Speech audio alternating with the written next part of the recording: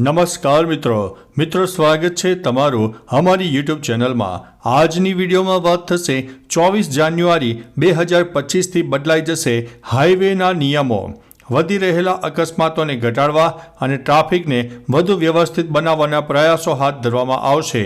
મિત્રો વિસ્તારથી વાત કરીએ તો નવા વર્ષની શરૂઆત સાથે જ કેન્દ્ર સરકારે હાઈવે અને એક્સપ્રેસ વે પર સાઇન બોર્ડ માટે નવી ગાઈડલાઇન જાહેર કરી છે।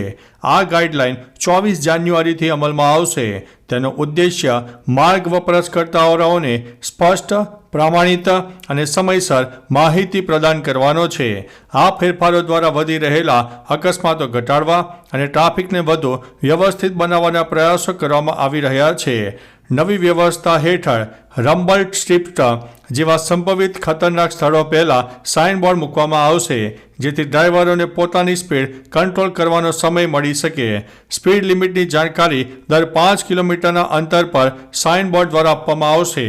આ બોર્ડને એવી રીતે ડિઝાઇન કરવામાં આવ્યા છે જેથી ડ્રાઈવરો તેને સરળતાથી વાંચી અને સમજી શકે।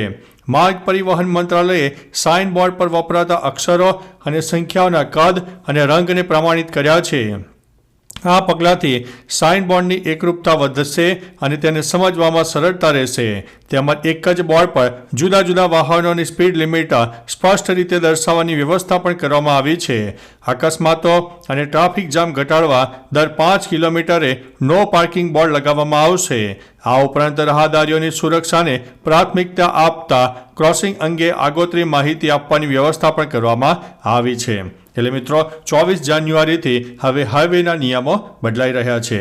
તો ચાલો મિત્રો ફરીથી એક નવા સમાચાર લઈને મળતા રહીશો। ત્યાં સુધી અમને રજા આપશો। નમસ્તે।